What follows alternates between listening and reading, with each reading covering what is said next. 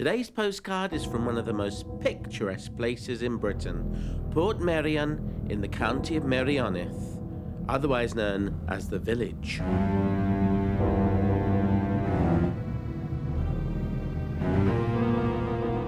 Many of you 40-somethings will recognise this as the mysterious village location for the cult TV series The Prisoner, starring Patrick McGoohan. Now, Robin, on that lawn is normally a chessboard. For obvious reasons, many people would know Port Merion as the set for The Prisoner, starring Patrick McGoohan. And I've watched that. Like many other people, I don't understand it still. I don't understand why you used to run across that beach with a big white thing, big bouncy ball chasing him. What's that done for the village here? Well, it brought it to a much wider audience when it was shown in, I think, 1967. It was first shown. It was a very popular series. I mean, no one had heard of Port Merion before, but I mean, that was one of the things in the series. Where am I? You know, nowadays they say, well, he's at Port Merion, you know. So you should have known. Well, they didn't know in those days, so it's made the place well known, I think, you know, in general across the world even, and it draws people here who have seen the series, and perhaps think it's a film set or something that was built for the series.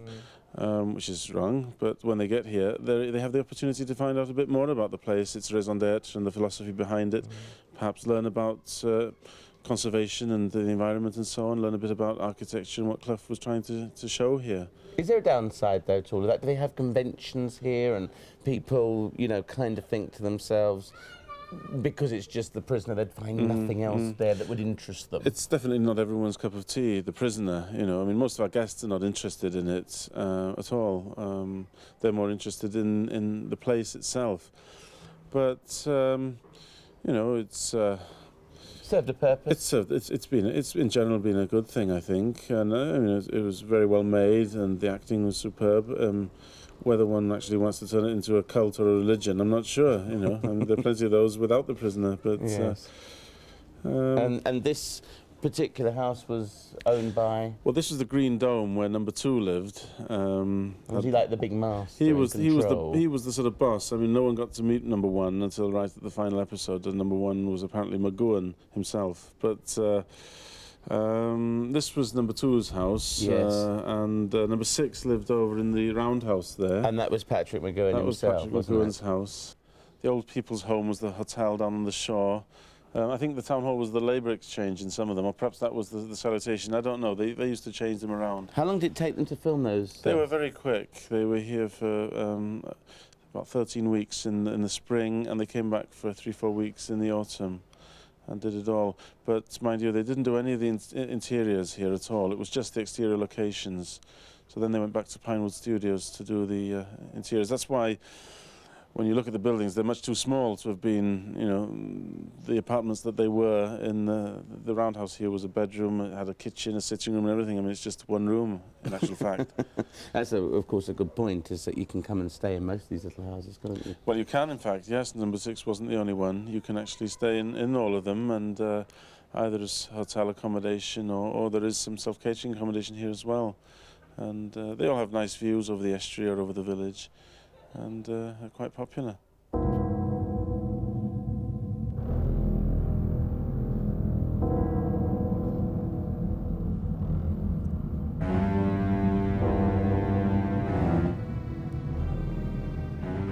We're up here now looking down upon the original Victorian house and the little boat, and of course the countryside of Merioneth, and the little watch house here that we saw from down there. Now, this was one of the original parts? This was one of the first ones to be built here on the cliff top.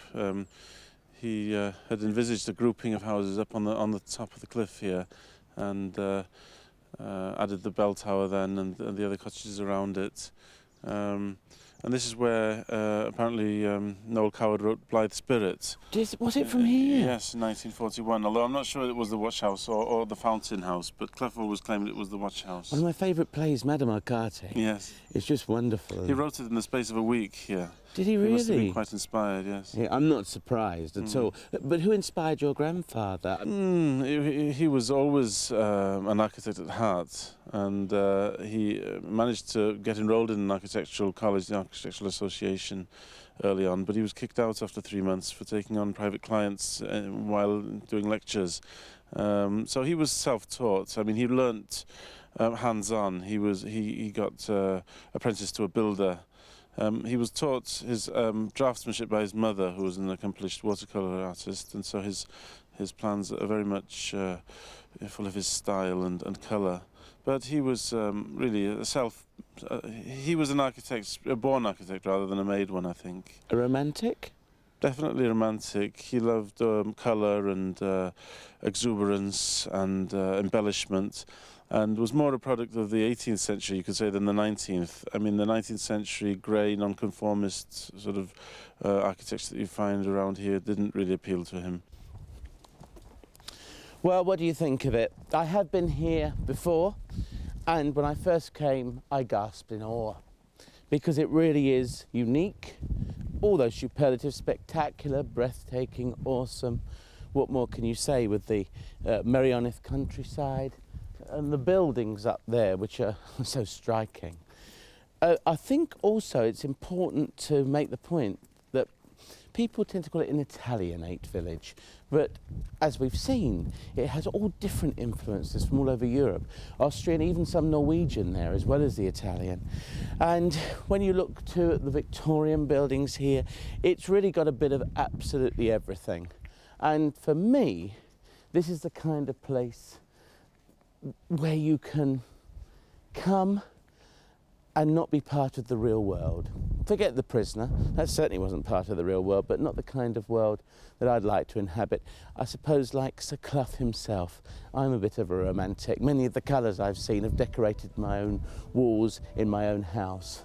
And so, for me, this is a place that I would say is one of my top 10 destinations in the whole of the world.